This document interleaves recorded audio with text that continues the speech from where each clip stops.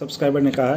कि सर आप बार बार कहते हो कि पिछले सालों के जो पेपर है उनको देखो, तो पिछले सालों के जो पेपर हैं हम उनको कैसे देखें और हमें कैसे पता चलेगा कि कौन सा सवाल पूछा जाएगा। तो सीधी सी बात है दोस्तों, जैसे कि मान लो पिछले साल सवाल पूछा गया कि राजस्थान के अंदर पूर्वी मैदान पर कितना प्रतिशत क्षेत्रफल है या उसकी जनसंख्या कितनी है। तो अगली बार ये सवाल हो सकता पूछ ले कि अरावली पर्वतमाला जो है उसका कितना क्षेत्रफल है टोटल और वहाँ पर जो जनसंख्या घनत्व है उसका प्रतिशत क्या है। इस तरीके से सवाल पूछा जा सकता है। जैसे आपसे पूछ लिया सहकारी क्षेत्र की जो मील है वो कौन सी है, तो अगली बार पूछ सकते हैं कि निजी क्षेत्र की जो मील है वो कौन सी है। आपसे पूछा गया कि राजस्थान के अंदर प्रति व्यक्ति आय कितनी है, ये पूछा गया, तो अगली बार हो ये भी पूछ सकते हैं कि भारत के अंदर प्रति व्यक्ति जो आय है वो कितनी है। तो कहने का मतलब इसी तरीके से जैसे साहित्य है, साहित्य के अंदर आपसे ये पूछा गया कि साहब दयाल दास की ख्यात बताओ, तो अगली बार दयाल दास की ख्यात नहीं होकर के उससे संबंधित और कोई सवाल पूछा जा सकता है। प्रजामंडल, बीकानेर प्रजामंडल से संबंधित पूछा कि बीकानेर प्रजामंडल की स्थापना कब हुई, तो आप देखो सीधी अगली बार जोधपुर प्रजामंडल के बारे में कोई पूछा जाता। कहने का मतलब राजस्थान का एकीकरण है, दूसरा चरण पूछा तो हो सकता है इस बार तीसरा चरण है। तो जो सवाल पूछे जा रहे हैं, वीर भारत समाज की स्थापना किसने की, ये पूछा, तो अगली बार उसी से संबंधित राजस्थान के लिए पूछ सकते हैं कि वाल्टर कर्थ हितकारिणी सभा है उसकी स्थापना कब हुई थी।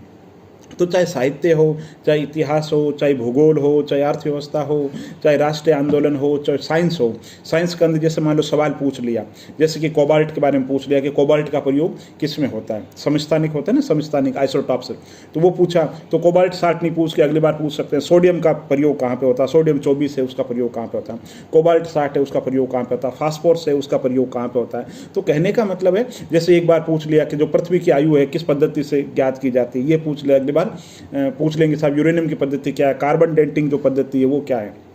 एक बार आपने सवाल पूछा पर्यावरण के सम्मेलन जो हुए थे उसमें पूछ लिया कि साहब रियो डी जेनेरा जो है वो कहाँ पर है, तो जैसे मान लो रियो डी जेनेरा जो ब्राजील के अंदर है, तो अगली बार पूछ लेंगे पर्यावरण को लेकर के जो सम्मेलन हुआ था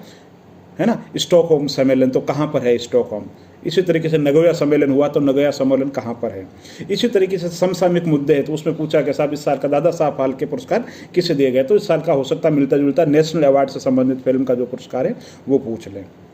तो चाहे महत्वपूर्ण व्यक्तित्व हो करंट में, चाहे महत्वपूर्ण स्थान हो, कोई चर्चित पुस्तक हो, तो सवाल का जैसे मान लो संख्या बदल जाएगी, यानी किताब जो है चेतन भगत की नहीं पूछ करके हो सकता है मान लो कपिल देव ने कोई किताब लिखी हो चर्चा में हो तो वो पूछ ले, लेकिन सवाल उसके इर्द गिर्द ही पूछा जाएगा, अति महत्वपूर्ण जो वो पूछा जाएगा। जैसे मान लो दिवस है, दिन और दिवस की बात करें, ओजोन दिवस पूछा तो वापस हो सकता है पृथ्वी दिवस पूछ ले, पृथ्वी दिवस पूछा तो वापस हो सकता है हिंदी दिवस पूछ ले, है ना। इसी तरीके से युवा दिवस पूछा तो हो सकता है महिला दिवस पूछ ले।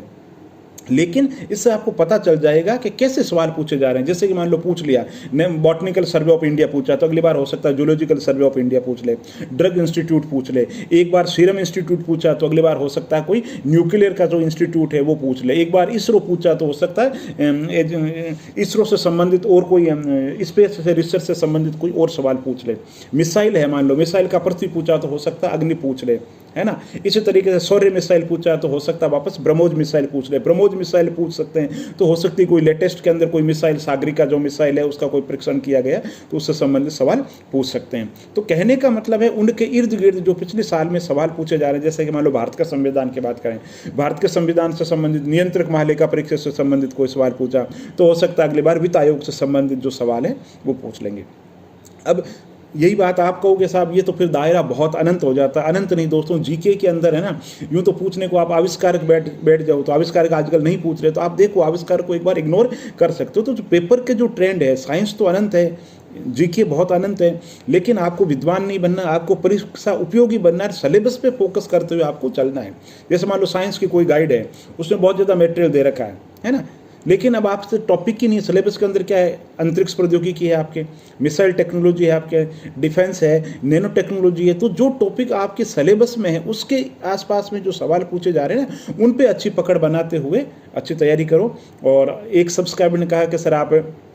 टेलीग्राम चैनल बनाओ, तो मैंने एक चैनल बनाया है आज ही जीके कनेक्शन नाम से, तो जीके कनेक्शन पे आप जुड़ सकते हैं, जहाँ पे आरएस प्रशासनिक सेवा, आरएस मुख्य परीक्षा और राजस्थान के विभिन्न एग्जाम, संघ लोक सेवा आयोग के विभिन्न एग्जामों से संबंधित सामान्य अध्ययन से विभिन्न परीक्षा उपयोगी तथ्य है, जहाँ पर मेरा लक्ष्य आपको विद्वान बनाना नहीं है, सिर्फ वही सवाल जो विभिन्न परीक्षाओं में पूछे जा रहे हैं उनसे परिचित कराऊं और उनके विभिन्न पक्षों से रूबरू कराऊं और सरल भाषा में आपको समझाऊं। और आप चैनल को